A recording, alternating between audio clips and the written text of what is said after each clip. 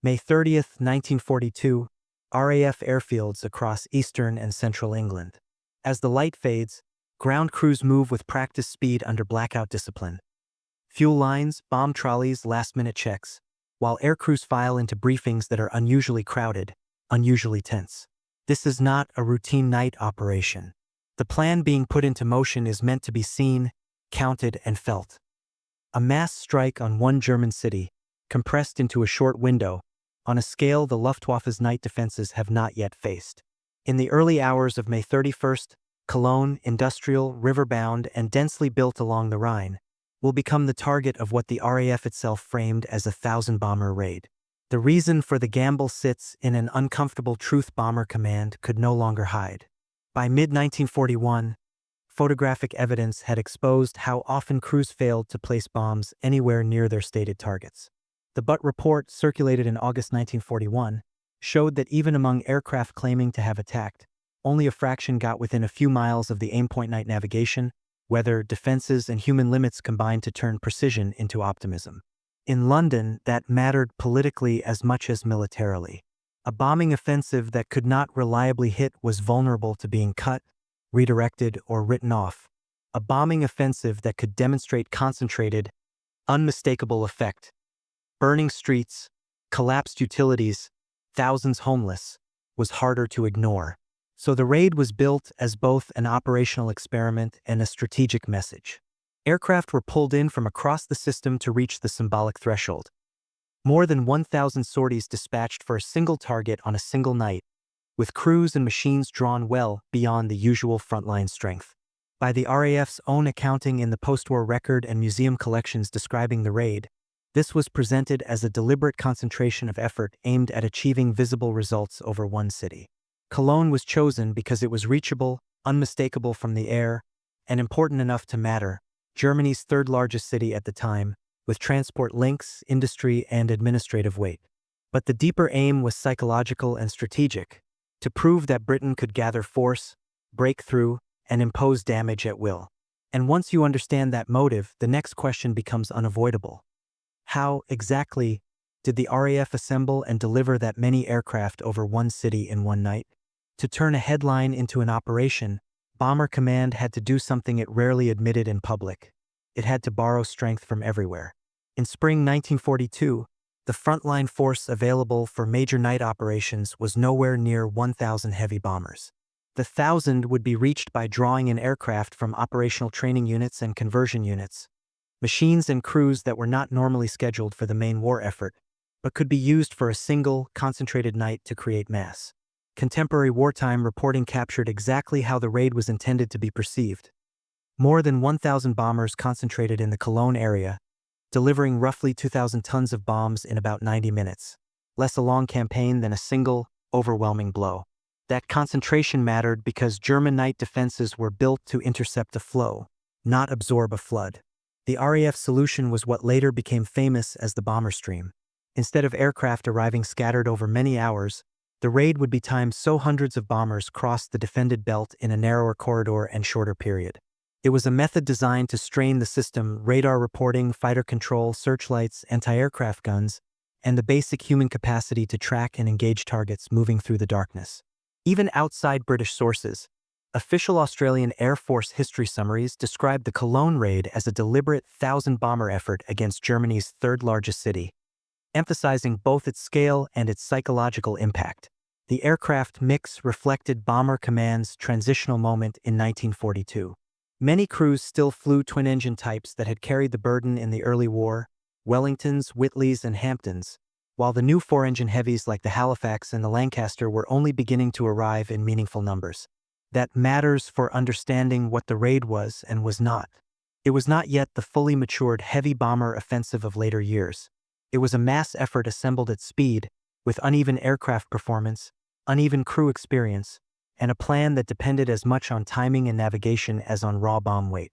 Navigation and target finding were the quiet backbone of the whole concept, because the shock of 1,000 meant nothing if large numbers failed to find Cologne.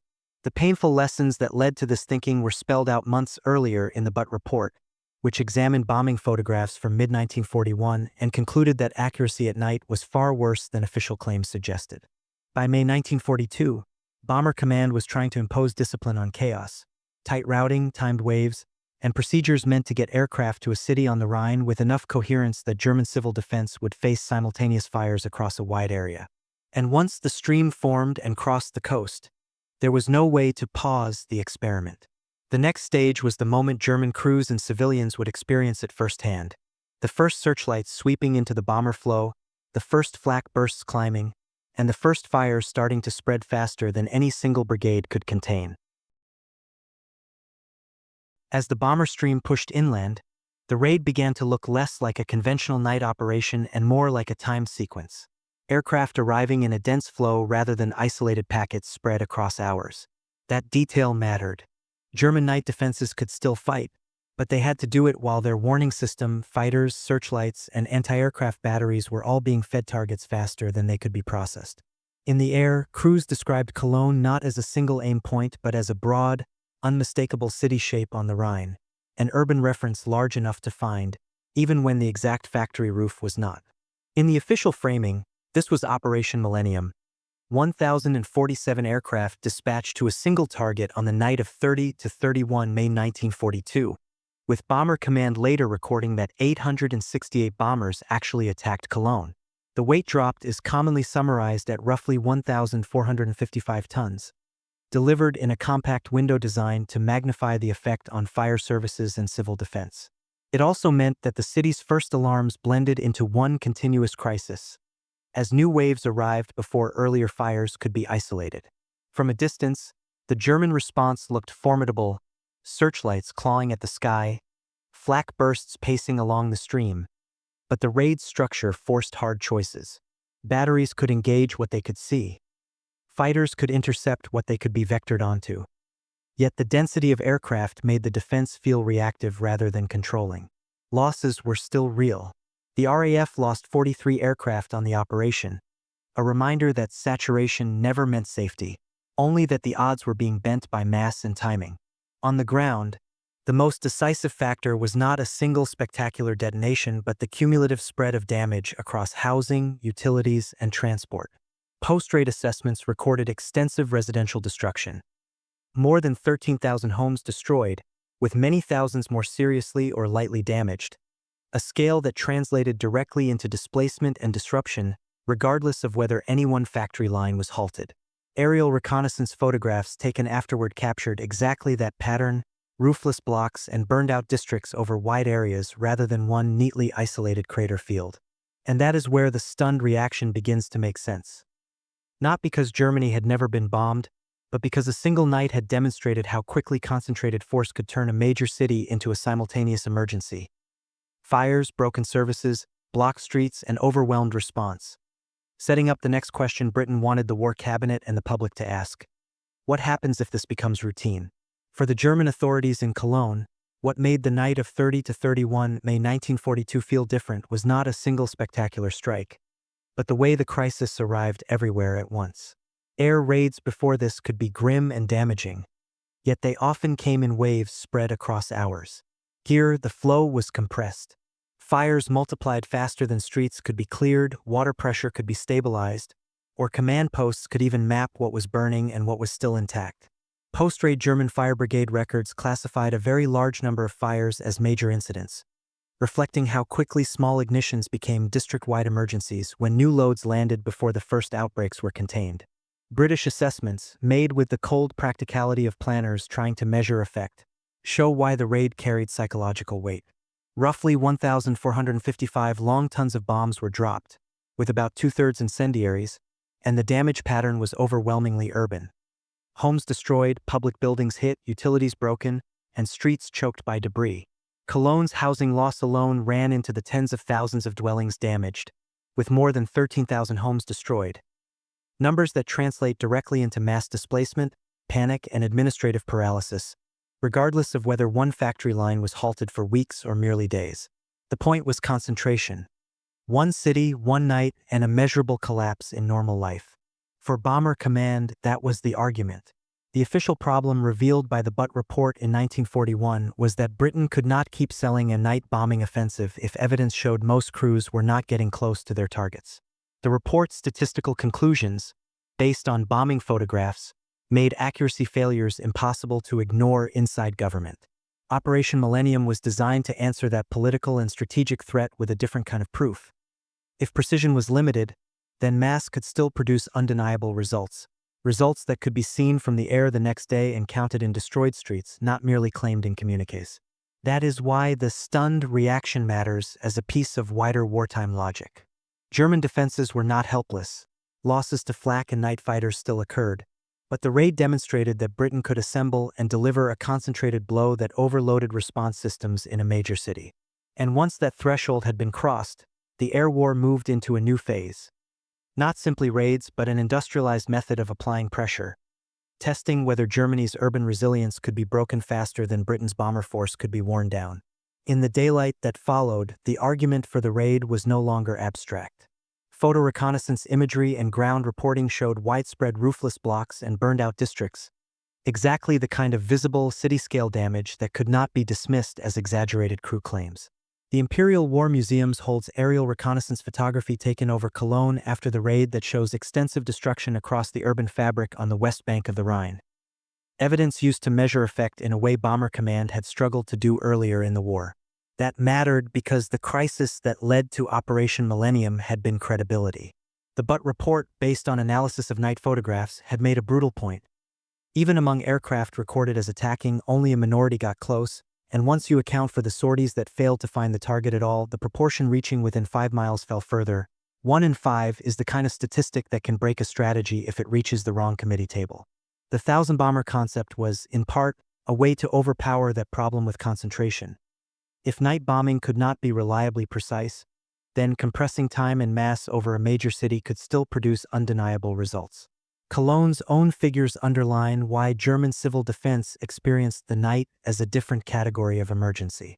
German fire services recorded roughly 2,500 separate fires, with around 1,700 classed as large, and the city suffered extensive residential destruction, about 13,000 homes destroyed, with many thousands more badly or lightly damaged. In purely military terms, this did not knock Germany out of the war, and it did not guarantee that industrial output would collapse overnight. But it proved something operationally important. Britain could assemble a force of more than 1,000 aircraft for a single night and deliver a concentrated blow despite losses, with 43 RAF aircraft not returning. The longer-term consequence was less about one city than about momentum. After Cologne, the debate was no longer whether Bomber Command could reach Germany. It was whether Britain should now commit to making this kind of concentrated night assault a central instrument of war, accepting the cost, adapting tactics, and expanding production until mass became routine rather than exceptional. And that decision, taken in stages, would shape everything that came next. The doctrine of area attack, the growing scale of the bomber offensive, and the moral and strategic controversy that has followed it ever since. What Cologne ultimately represented was not a decisive blow, but a turning point in confidence and method. Operation Millennium did not destroy German industry in one night, nor was it intended to. What it demonstrated, clearly enough to influence policy, was that Britain could impose scale on the night air war. The raid showed that with concentration, timing, and coordination, Bomber Command could overload defenses and civil response in a way that earlier scattered operations could not. That lesson would inform the direction of the bombing campaign through the rest of 1942 and beyond. As production expanded, navigation aids improved, and the bomber stream became standard practice rather than an experiment. German reactions recorded afterward reflected this shift. The shock was not simply at the number of aircraft, but at the realization that Britain could repeat the method. A single night had shown what concentrated effort could do to a major city's housing, utilities, and morale. If Cologne could be overwhelmed in 90 minutes, then so could others, provided Britain was willing to pay the cost in aircraft and crews. And that cost was never abstract. 43 RAF aircraft failed to return from the raid, and behind each loss were trained men whose absence was felt across squadrons already under strain. The air war's central dilemma was now fully exposed. Effectiveness demanded mass, and mass demanded sacrifice. In that sense, Cologne stands as a moment when the balance of belief shifted. Before it, Britain's bombing campaign struggled under doubts about accuracy and impact. After it, there was proof photographic, statistical, and psychological, that concentrated night bombing could achieve visible results. Whether those results justified the strategy remains debated, but the effect on wartime decision-making is unmistakable. If you found this breakdown valuable, consider liking the video and subscribing for more fact-based World War II documentaries that cut through myth and focus on how decisions were actually made, how operations were carried out, and why they mattered.